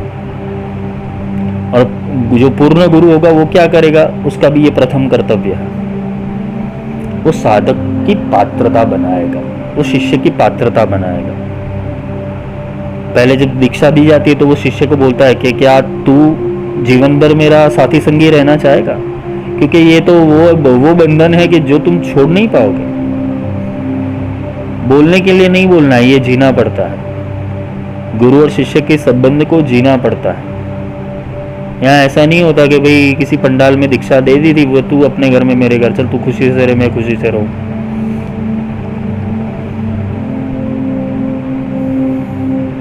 जिसके लाखों करोड़ों शिष्य हो, उसको गुरु को नाम ही कैसे पता होगा कि ये रमेश है, ये सुरेश है, ये महेश है, ये विष्णु है? ये गणेश है, नाम ही याद नहीं रहेगा गुरु को, तो फिर ऊपर तारने की बात तो अलग से आ गई। गुरु अपने शिष्य का हाथ पकड़ के वो ब्रह्म तक ले जाता है। गुरु अपने शिष्य का हाथ पकड़ता है और हाथ पकड़ने के बाद वो ले जाता है, वो अनुभूति में ले जाता है। और वो तभी ले जा पाएगा जब तुम समर्पण करोगे। बिना समर्पण तो कोई गुरु सिखा नहीं सकता। और जो समझ लेना कि जो पैसों से नहीं बिकता ना, तुम उसको खरीद भी नहीं सकते। विद्या तुम्हारी जागीर नहीं है, महाविद्या किसी की जागीर नहीं है, शक्तियां किसी की जागीर नहीं है, शिव किसी का जागीर नहीं है कि कोई उसे बेचे। और जो सच्चा गुरु होगा, तुम कितने भी माया के प्रलोभन दिखाओ या तो माया से उसको वश में करना की कोशिश करो, वो नहीं आएगा। वो तो सिर्फ एक ही चीज बोलेगा, हाँ देखते करते चल, कि उसको पैसे से लेना देना नहीं, और तुझे उसको तुझे उसको पैसे देने नहीं है, तो उसको लोभ से प्राप्त नहीं कर सकता। हाँ, तो उसको प्रेम से जरूर प्राप्त कर सकता है। जो सच्चा शिष्य होगा वो प्रेम, अनुराग और समर्पण से वो सारी विद्याएं हस्तगत कर सकता है। यहाँ एकेश्वरवाद होता है, यहाँ अद्वैतवाद होता है, यहाँ गुरु ही देव होता है, गुरु ही शिव होता है और गुरु ही शक्ति होती है। ये गुरु परंपरा है, इसे ही कुल परंपरा कहते हैं, कौल परंपरा कहते हैं, जहाँ गुरु का महत्व है। गुरु का महत्व बाह्य रूप से नहीं होता है, आंतरिक रूप से होता है। गुरु को प्रेम करने वाले बहुत मिल जाए, लेकिन गुरु के पथ के ऊपर चलने वाले नहीं मिलेंगे। गुरु को प्रेम करने वाले इसलिए भी मिल जाते कि किसी न किसी की इच्छाएं होती है, प्रलोभन होते, लोभ होते। मेरा कुछ बिगड़े नहीं इसलिए गुरु के आशीर्वाद चाहिए, ये सारी चीजें होती है। लेकिन जो सच्चा साधक हो तो उसको तो वो तो समर्पित ही रहता है। वो बोलता है जो आज्ञा, आदेश, वो आदेश बोलता है। आदेश का अर्थ है कि तुम आदेश करो। जिसने अपने गुरु के सारे आदेशों का पालन किया है, तो समझ लेना ये ब्रह्मांड उसके सारे आदेशों का पालन करे। यही संकल्प विज्ञान है। तुमने अगर जिंदगी के अंदर अपने जो भी गुरु हो उसके पूर्ण रूप से आदेशों का पालन किया है, बशर्ते वो गुरु सच्चा होना चाहिए। तुम एकलव्य बन जाओगे, लेकिन वो द्रोणाचार्य तो होना चाहिए ना।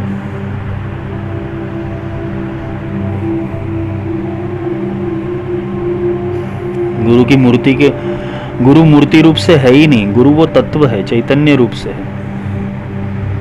आज इस शरीर में तो कल दूसरे शरीर में, कल तीसरे शरीर में, वो तो चलता रहे। आकाशवाणी है वो, गुरु वो वाणी है, इसे गुरुवाक कहते हैं। और गुरुवाक किसी के भीतर भी प्रकट हो सकता है। It's a awaking process for everyone. जब सच्चा गुरु बोलता है तो वो अवेकिंग होता है और कुछ नहीं, वो अवेकिंग प्रोसेस हर किसी के अंदर उद्गार करता है और हर किसी के अंदर बोलता ही है। तुम समझने में या तो तुम सोचने में कमजोर पड़ते हो, क्यों कि तुम्हारी बुद्धि वहां तक जाती नहीं। तो दीक्षा का तात्पर्य यही है कि दीक्षा से तुम्हारी ये जो संशय है वो कटते हैं, तुम्हारे संस्कार है वो छूटते हैं, तुम्हारे पाप कर्म नष्ट होते हैं। तो ऐसा तो क्या होता है दीक्षा में, तुम्हारी सोच बदली जाती है, तुम्हारी दिशा बदली जाती है, तुम्हारे कर्म का जो फोर्स है, कर्म का जो एक्टिव फोर्स है उसे बदला जाता है। तुम्हें कर्म से कर्म संन्यास तक कैसे ले जाया जाए वो गुरु सिखाता है।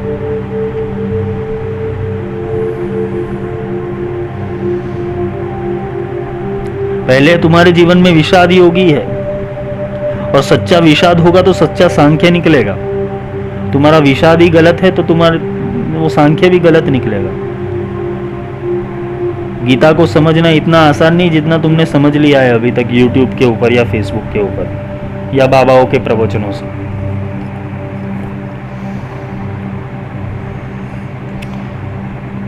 एक गीता का डिस्क्रिप्शन या भगवत गीता अगर पढ़ने जाओ या बोलने जाओ तो 7 से 8 घंटे लगते हैं, एक छोटी सी किताब को भी।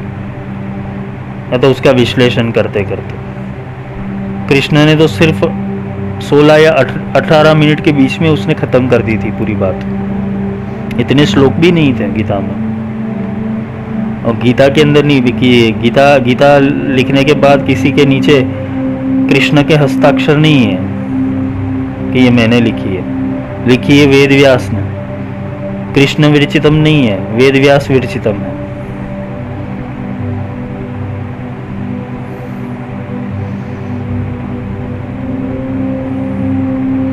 गीतम के ऊपर से गीता का उद्घोटन हुआ है। गीतम था, वो गीत था, वो संगीत था, वो सांख्य था।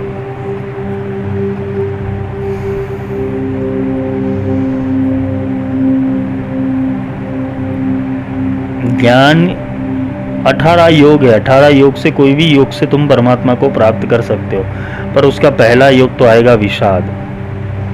विषाद यानी अज्ञान, अंधेरा, अज्ञान, अविद्या, ये विषाद है।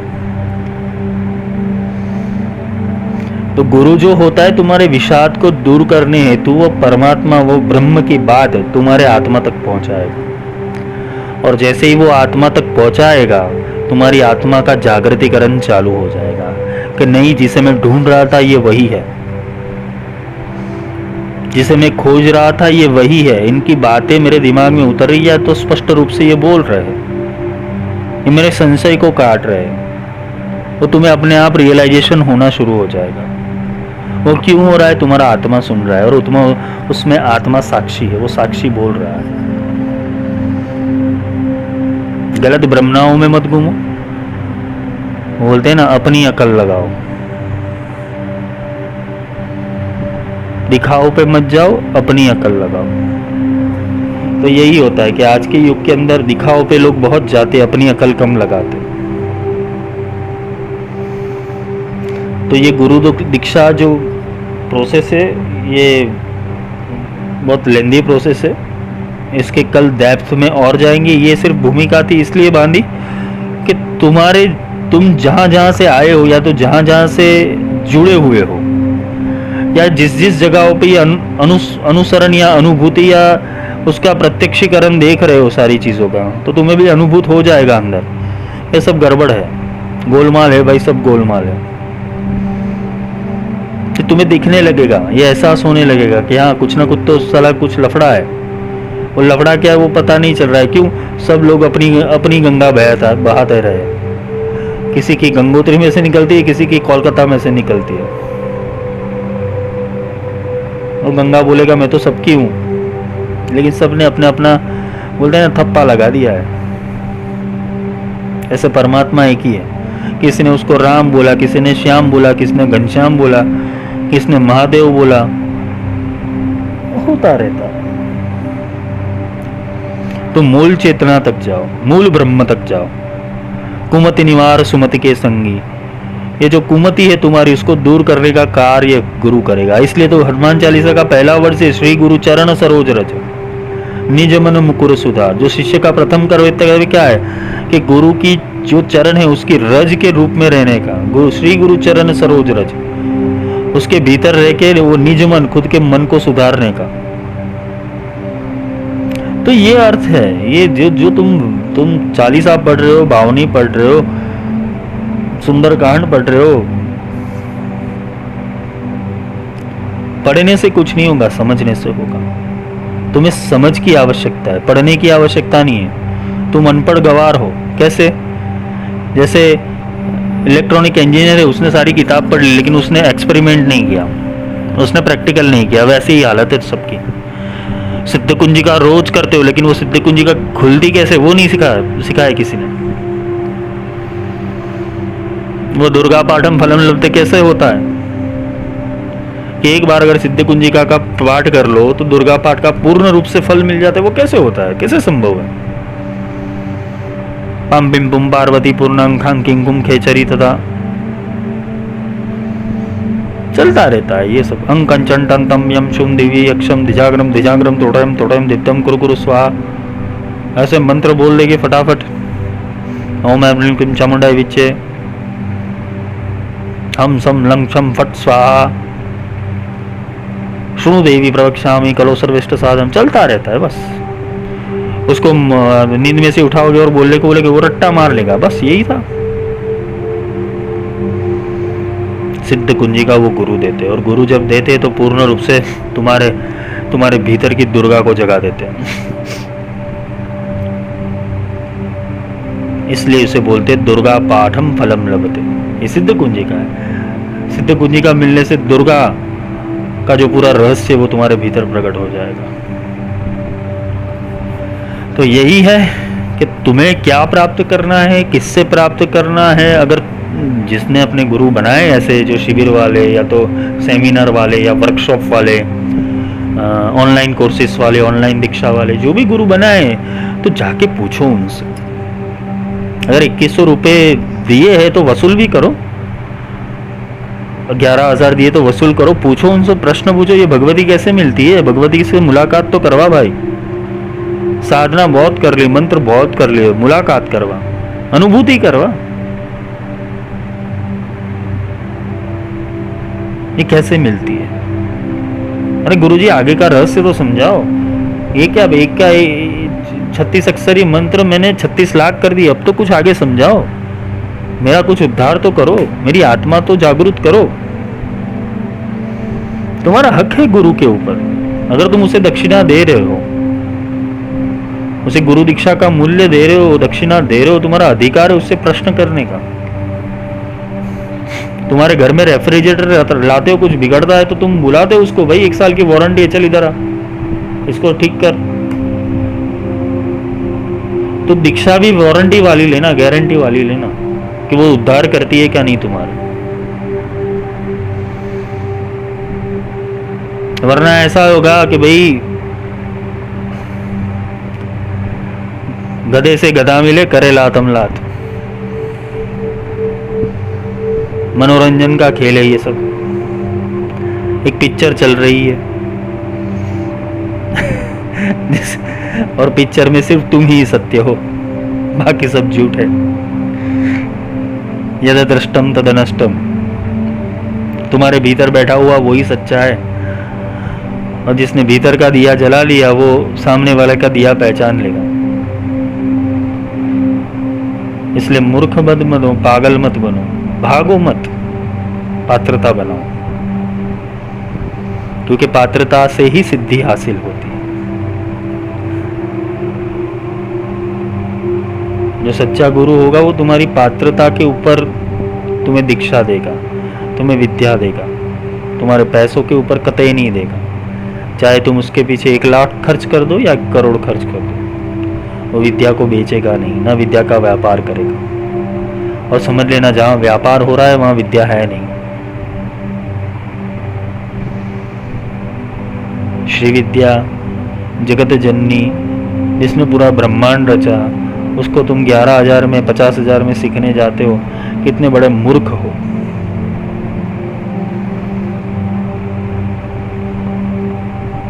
और जो गुरु अगर सच में ये विद्या सिखाता है तो तुम उसको कुछ देने लायक भी नहीं हो। तुम्हारी कोई हैसियत ही नहीं है ऐसे गुरु को कोई दक्षिणा दे सके। इसलिए विद्या है वो गुरु का अंग होता है, वो गुरु अपना अंग काट के तुम्हें देता है। और अगर जो व्यापार करता है उसको अंग से लेना देना ही नहीं है।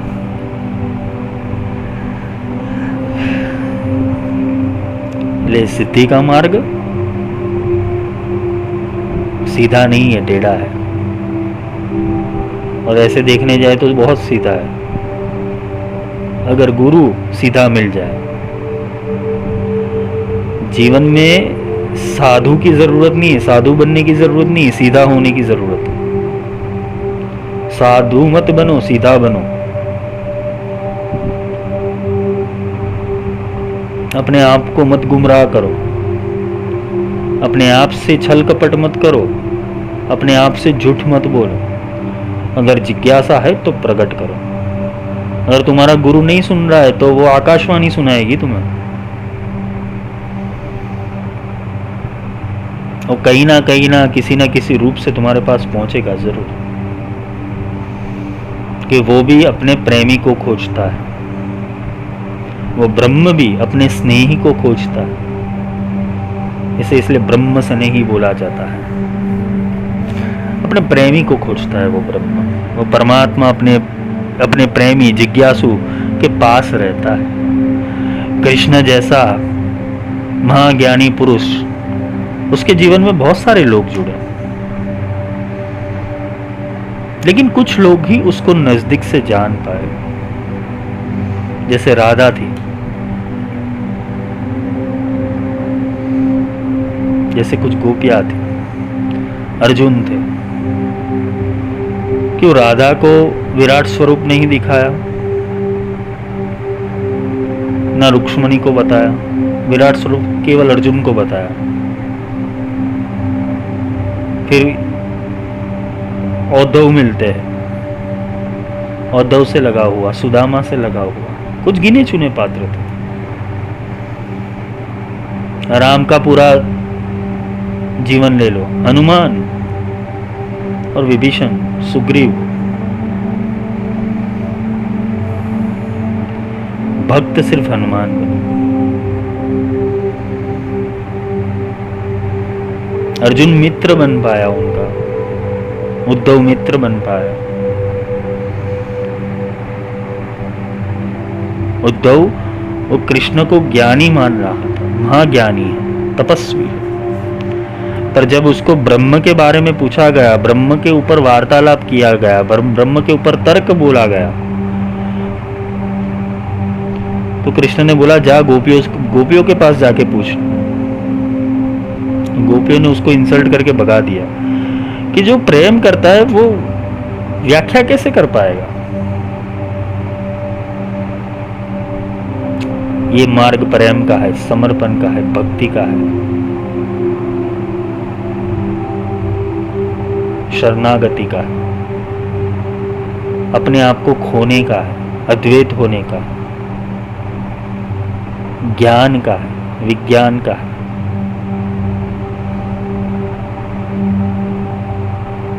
बहुत सारी योग से तुम उसे प्राप्त कर सकते हो, किंतु तुम किस योग्य हो, तुम जिस योग्य होगे वो योग तुम्हें दिया जाएगा। ज्ञानी ज्ञान से ही मानेगा, वो भक्ति से नहीं मानेगा। योगी अनुभूति से मानेगा, वो ज्ञान से नहीं मानेगा। तो ये जो सारे मिश्रण होते, वो जो पूर्ण गुरु होता है, जो ब्रह्म से जुड़ा हुआ होता है, वो ब्रह्मनिष्ठ होता है, उसके पास ये सारे गुण होते हैं, वो कला होती है, वो सिखा सकता है, वो समझा सकता है।